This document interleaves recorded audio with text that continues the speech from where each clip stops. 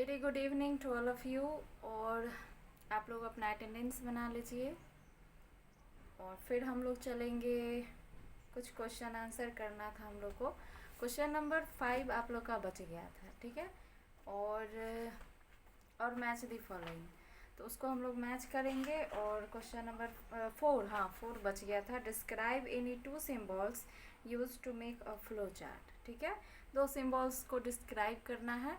किसी भी सिंबल को ले सकते हैं। जिस लिस्ट में आप लोग फ्लो चार्ट का सिंबल देखे थे उसमें से कोई भी हम लोग ले सकते हैं, उसे डिस्क्राइब करना है, जो कि फ्लो चार्ट से जिस शेप से फ्लो चार्ट बनाए जाते हैं।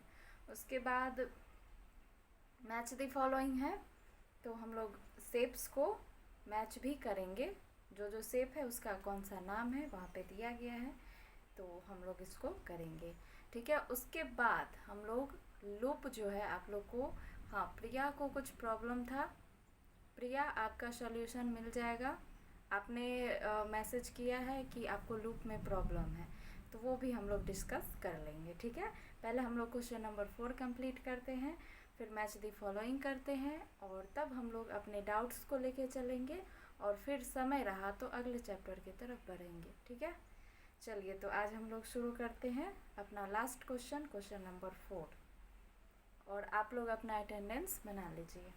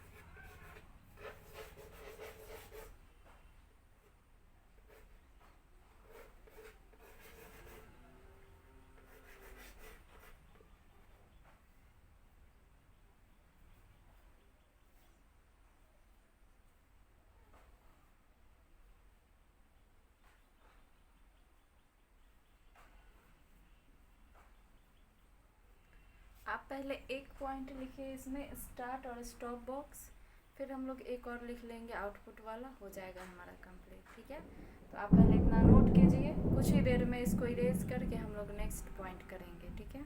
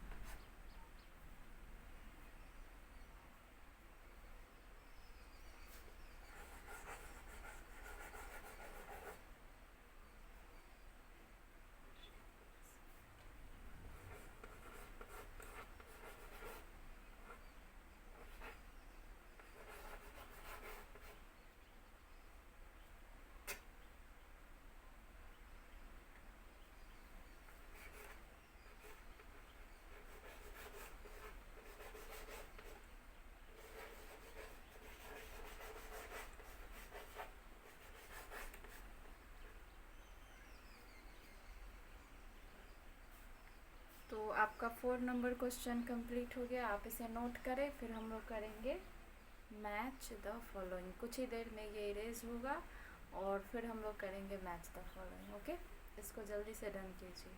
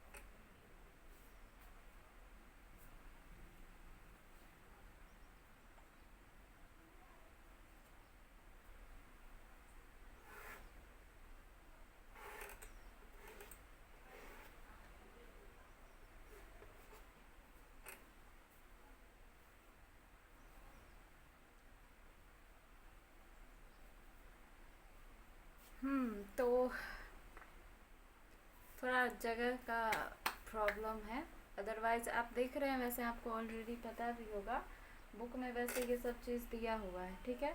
ये सारे बॉक्सेस को मैच करना है। आप देख रहे हैं फ्लो लाइंस ऐसे होते हैं, उसके बाद प्रोसेस बॉक्स ये रहा, डिसीजन बॉक्स ये रहा, इनपुट आउटपुट बॉक्स ये रहा, और स्टार्ट स्टॉप बॉक्स ये रहा, ठीक है। आप इसको अच्छे से अपने बुक में पेंसिल से और थोड़ा स्केल वगैरह लेके एकदम स्ट्रेट लाइन में इसको अच्छे से मैच कर लीजिएगा, ठीक है। और थोड़ा समय इसको देते हैं आप लोग को समझने के लिए, इसको देख कर के अच्छे से मैच कर लीजिए बुक में, और फिर हम लोग लूप के प्रॉब्लम्स को सॉल्व करेंगे, ठीक है।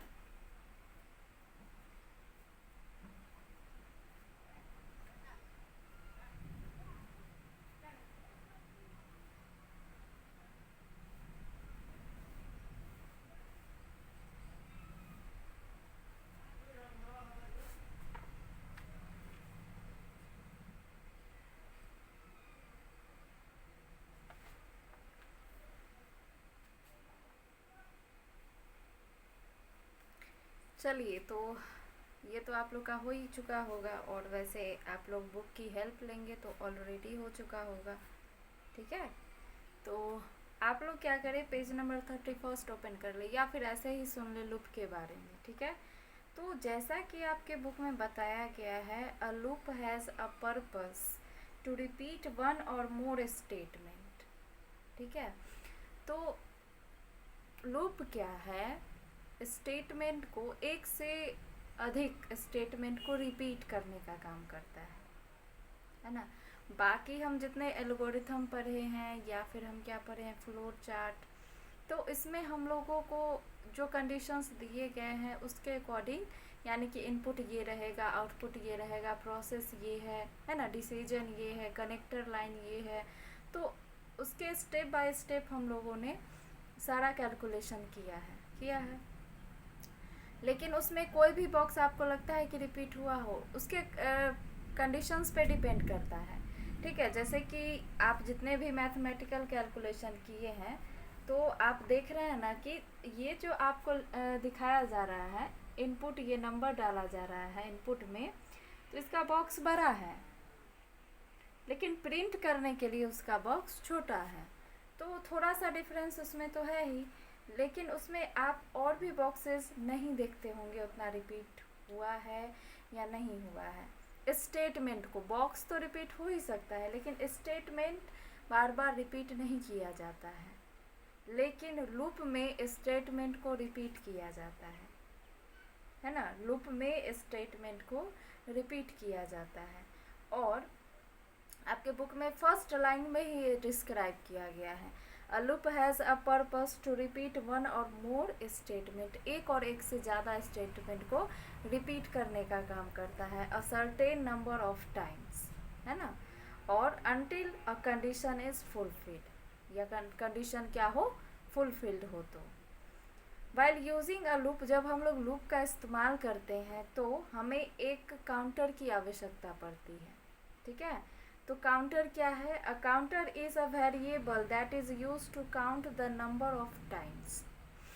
तो ये जितने स्टेटमेंट को रिपीट करता है ना, एक से ज़्यादा स्टेटमेंट को, वन,